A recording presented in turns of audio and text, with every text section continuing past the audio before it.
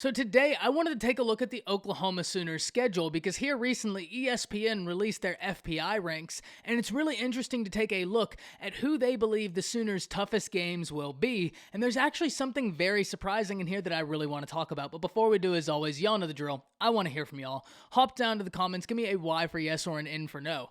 And do you believe that the Oklahoma Sooners are destined for another Big 12 championship this year? Let me know what you're thinking, and if you're new to the channel, be sure to subscribe, hit that bell notification, because I do constant college football content and you don't want to miss any of it. And if you enjoyed that content, be sure to like and comment down below. But with all that being said, we need to break this down because the Oklahoma Sooners are looking to have a really solid year this year. When you look at the team as it stands right now, both the players they have, the players in this current recruiting class, the future recruiting class, the 23 cycle that is to say, and what Oklahoma has done in the transfer portal, it's easy to see why there's a lot of excitement around the program. But if we're specifically talking about what the Sooners have right now, it is a really solid team. When we talked not long ago about Pro Football Focus doing their top 50 players in the nation, OU found two players of theirs on the top 10, Spencer Rattler and Nick Benito. And furthermore, Nick Benito actually ranked as Pro Football Focus's #1 edge rusher, and for good reason. An incredibly talented individual, and Spencer Rattler does look to be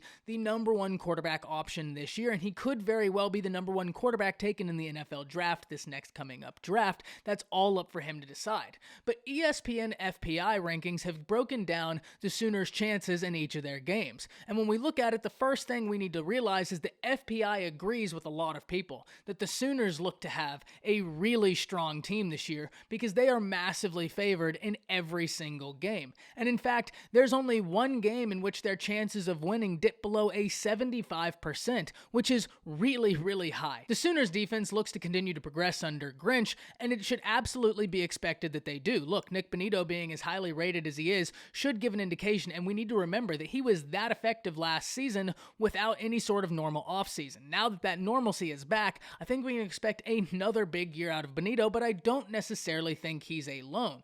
The Sooners defense should continue to be a really, really good spot for the Sooners and something that looks to be more and more established as the weeks go on. But the Sooners offense is going to be as deadly as ever. When you look at the Sooners offense, they return a bevy of talent at the wide receiver position. The only thing they really lose is Charleston Rambo, and to most other institutions, the loss of a talent like Rambo would be a bigger deal than it should be for the Sooners. But when you look at the Sooners wide receiver room, my goodness, you have Theo Weiss, you have Mike Woods, the transfer from Arkansas, who was really, really solid at Arkansas. A lot of people in the SEC were very excited about what he was going to be doing this next season because he is a really talented guy. That's not it though. Marvin Mims, Mike Woods, Theo Weiss Jr., Jaden Hazelwood, and then you get in the true freshman Mario Williams, but then you have guys behind him that look to be very good. Farouk and the other guys you added in that past recruiting class. The Oklahoma Sooners is not in a shortage of wide receiver talent, and that position group isn't alone.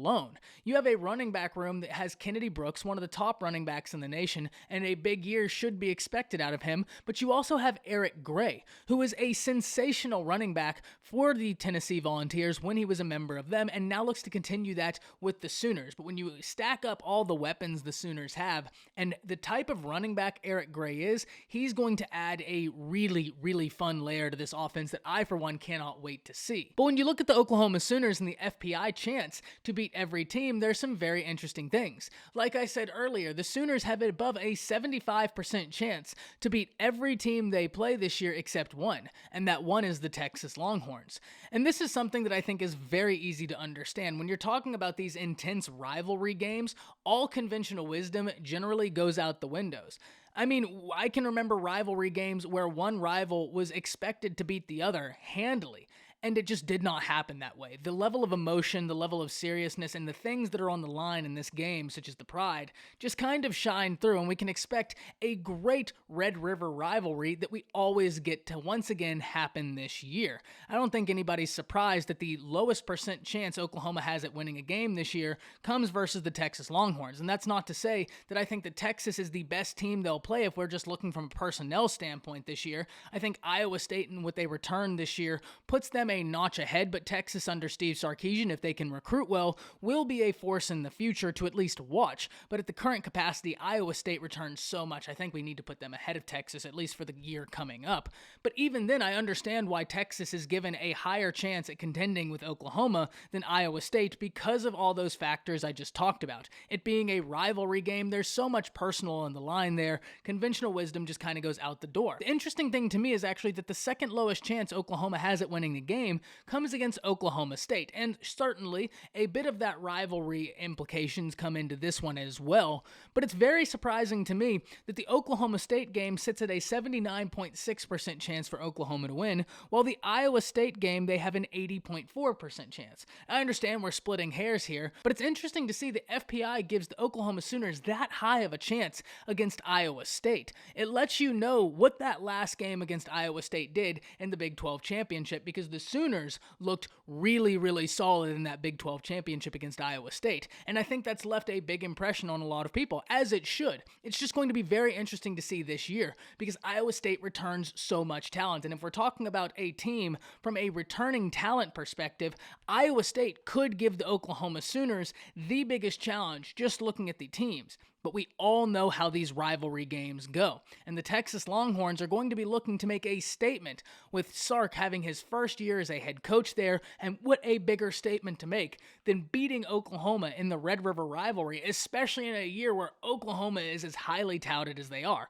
I'm not saying that's going to happen, but y'all get the implications here and why the ESPN FPI can look at this game and say, okay, well, this is always a great game. All conventional wisdom goes out the window. It's usually played very hard, and Texas is going to be looking to really put a damper on Oklahoma's day this year for a few reasons. Oklahoma's so highly rated coming into this year, and it's Sark's first year as a head coach, and what a better way to have a recruiting pitch and a staple onto your season than by going into the Red River rivalry and making a massive statement. This is going to be a great game, and I cannot wait to watch it. I was just a little bit surprised that the Iowa State team had such a low chance at beating the Oklahoma Sooners. Not that I thought that they were going to beat the Sooners anyways. I think when you look at Lincoln Riley, when you look at the weapons the Sooners have, when you look at the transfers they get in, and then you look at the defense and how it continues to progress, I absolutely have the Sooners winning the Big 12. I just thought that the Iowa State Cyclones would be given a bit of a higher chance because they do return a really solid unit. I mean, we can point to multiple guys on that Iowa State team that are really, really solid football players, and it makes me incredibly excited for the season to get here so that I can see these games actually played out on the field. Hop down to the comments, let me know what you think about ESPN FPI ranking of how the Sooners look to do this season. That's it. See ya.